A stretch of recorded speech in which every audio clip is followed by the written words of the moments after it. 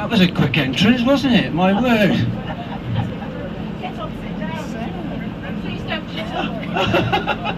Right, welcome to Bath on a very hot, sultry afternoon. My name's Roger, and I'm going to take you on a tour around the city, about an hour, and then we're going to the Roman Baths, I believe. Yes? Okay, that's fine. I'll take you there, walk you through there as well. Right, okay, as you can see, Bath is a very busy city. And we're only really just at the beginning of the summer season. We get well over 6 million visitors each year, and on a hot day like this it can become extremely hectic. Bath actually as a city is known as a World Heritage City. There are about 29 of them altogether, and the reason why it's a World Heritage City is because of what we've inherited from the Romans when they were here, when they occupied this country from 42 AD to 410 AD.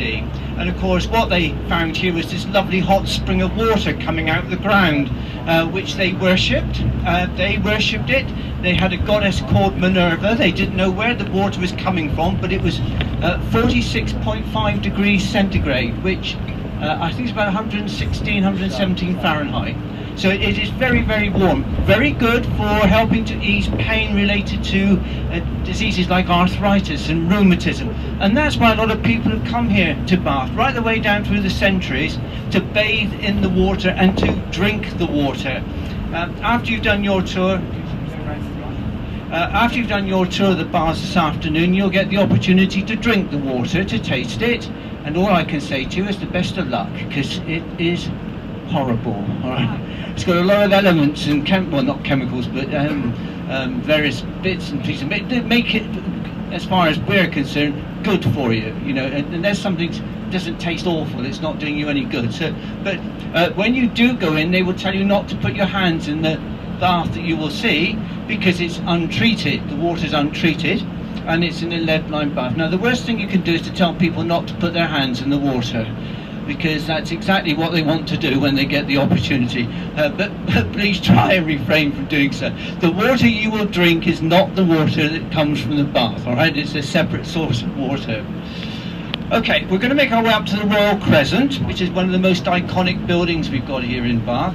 As we bear round to the right, we're passing the railway station. That's in front of us here. Has a little bit more significance for Americans, actually, in as much as that this was opened in 1840 by a man, built by a man called Isambard Kingdom Brunel, and he was taking the railway down to Bristol, which is about 15 miles to the west, because there he was building ships to take people to the New World, to America. Bristol is the city where we have the first American consulate in this country, so there's quite a connection between Bristol and America.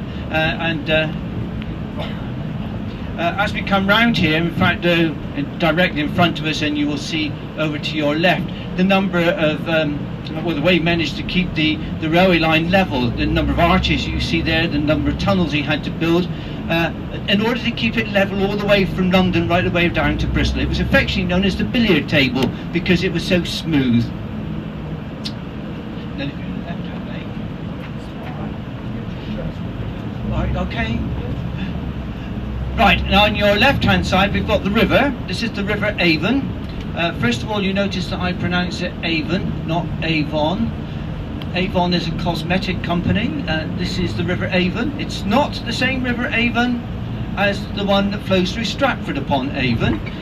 There are 9 River Avons in this country, and this is just one of them. And the word Avon is an old Celtic word, the Celtic people being the ones who were here at the time of we had the Roman invasion, and the word Avon actually means river.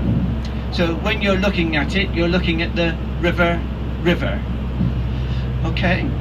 Right, so people have been coming right the way down the centuries to take the waters, as we call it.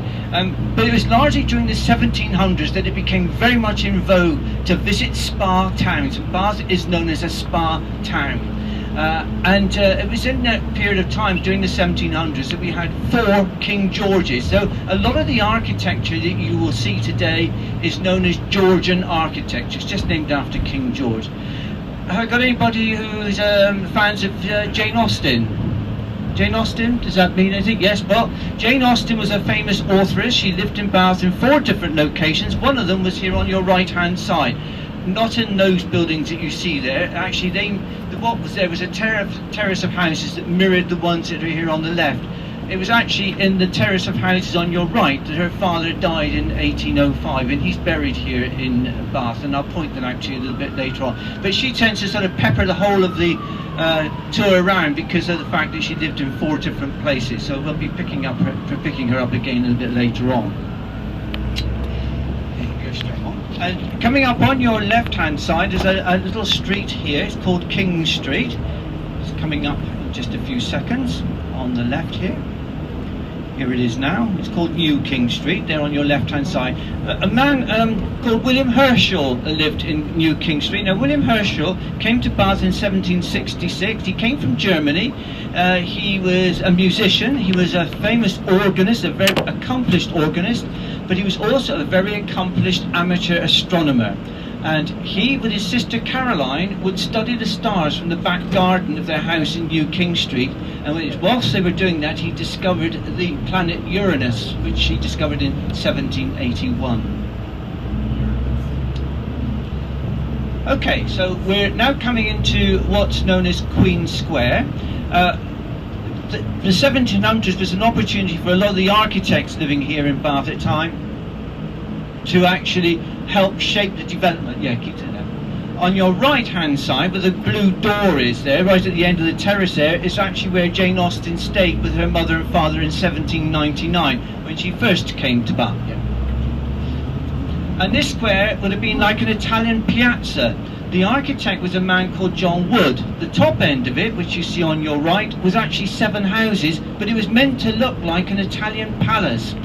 And John Wood was very much influenced by Italian architecture, and that's what you'll see as we go around today. Now, these people that were coming to Bath during what was called the season, people didn't necessarily live here, and what I'm talking about here are the people that were the wealthy, the well-to-do. They'd come out from cities like London to spend what was known as the season here in Bath, and that ran from about October through to May. So they would have not necessarily lived here, but lived in lodgings, for instance, or rented houses whilst they were here in Bath. So they would come to take the waters, but they would also need to be entertained. And one of the entertainments was gambling. They played cards. They loved playing cards. A lot of gambling was taking place here. Bath was a bit like the Las Vegas of the Southwest. Yeah, that's right. Without all the bells and whistles, and in fact a lot of money was exchanged across the gambling tables. Men fought fights openly in the streets of Bath when they lost money across the gambling tables. Men were actually killed here on the streets of Bath. A bit difficult perhaps to believe these days, but it may be one of the reasons.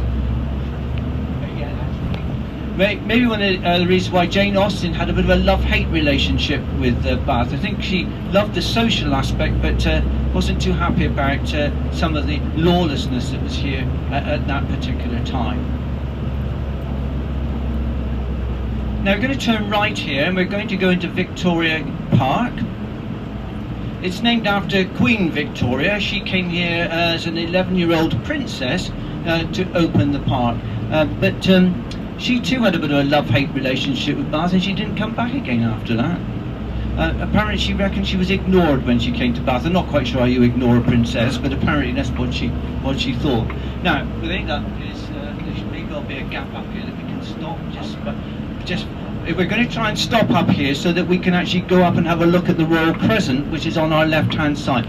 But it's a bit difficult sometimes to find a parking space, but we're going to try and do that. Yeah. If you get the top bus come round, that may be a bit of an issue, but we're only going to be about 5 minutes, so if you can do that, that'd be great. It's all right, Susan. We'll just we'll do that. Yes, we have to. Sorry. Okay, we have to stop here and take a little walk up to the Royal Crescent because we're not allowed